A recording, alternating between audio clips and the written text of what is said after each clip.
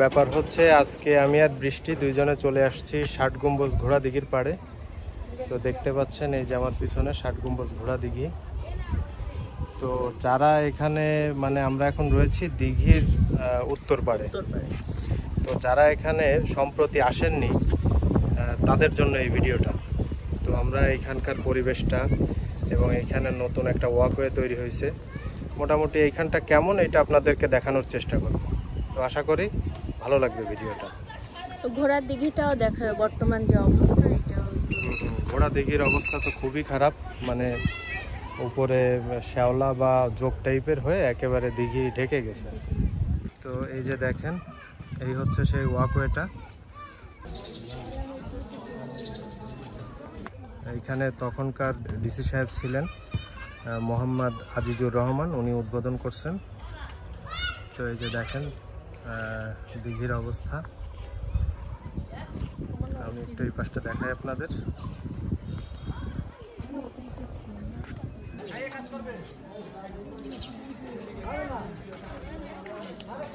এইখানে যাদের অবসর সময় থাকবে হাতে বা ঘুরতে ইচ্ছা করতেছে তারা এখানে আসতে পারেন। দেখেন এই হচ্ছে জায়গাটা।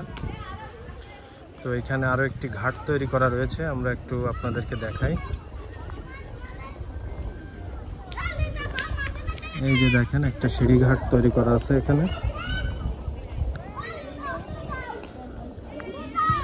তো এখানে হালকা একটু জায়গা শ্যাওলা সরিয়ে গোসল করার উপযোগী করা হয়েছে, দেখতে পাচ্ছেন এই যে। আর এই যে বাম দিকে দেখা যাচ্ছে ৬০ গম্বুজ মসজিদ। আর এই যে পাশটা আপনারা এখন ক্যামেরায় দেখতে পাচ্ছেন এটা হচ্ছে ঘোড়া দিঘির দক্ষিণ পাড়। তো এখানে তো আগেই এই ধরনের ঘর বা ছোট ছোট বসার জায়গা তৈরি করা ছিল। আর এটা হচ্ছে উত্তর পাড়। তো উত্তর পাড়ের অবস্থাটা এই যে দেখতে পাচ্ছেন, এখানেও দুটা গেস্ট হাউসের মতো তৈরি করা আছে। তো দেখেন আমি আপনাদের একটু ক্লোজলি দেখাই যে দিঘির অবস্থাটা কি বর্তমানে। এই যে এইগুলা হয়ে দিঘি একেবারে ঢেকে গেছে। তো আসলে খুব তাড়াতাড়ি এগুলো পরিষ্কার করার দরকার, কারণ এই দিঘিতে প্রচুর মাছ রয়েছে, বড় বড় মাছ সহ। তো মাছগুলোর ক্ষতি হবে। তো দেখেন এই জায়গার পরিবেশটা অসাধারণ, বাতাস হচ্ছে। আপনারা গাছের পাতা দেখলেই বুঝতে পারবেন যে কতটা বাতাস হচ্ছে এখানে। তো এখানে এসে আপনারা বসে সময় কাটাতে পারেন। এই যে দেখেন জায়গাটা, এখানে ছবি তোলা চলছে। তো এই হচ্ছে ব্যাপার, আপনাদের একটু ছোট করে দেখানোর চেষ্টা করলাম যে ৬০ গম্বুজ দিঘির পাড়টা।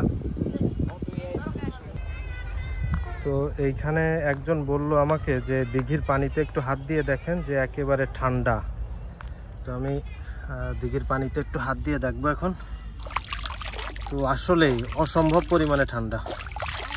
তো বাইরে যেখানে আপনার প্রায় ৪০ ডিগ্রি তাপমাত্রা, সেখানে এই পানির তাপমাত্রা আমার মনে হয় ২৫-২৬ বা তার থেকেও কম আছে, তাই না? অনেক ঠান্ডা। ঠান্ডা না? প্রচুর ঠান্ডা। আমার তো মন চাচ্ছে এখানে গোসল করি। আমার মনে হয় কি জানো, যে পুরোটা ঢাকা না, রোদটা হচ্ছে তোমার পড়ে না পানিতে, সেই জন্যই ঠান্ডা। কিন্তু তারপরেও তোমার একটু অস্বাভাবিক ঠান্ডা, মানে এত ঠান্ডা হওয়ার কথা না। কারণ বাইরে যে পরিমাণে গরম, হ্যাঁ পানির গভীরতা বেশি এখানে। এই যে দেখেন ওই যে কি যেন ছোট ছোট মাছ উঠতেছে, তুমি একটু খেয়াল করে দেখেন। পদ্ম ফুল কই? নাই, এখানে নাই। তো দেখুন আশেপাশে যদি কোথাও থাকে তাহলে উঠানো লাগবে।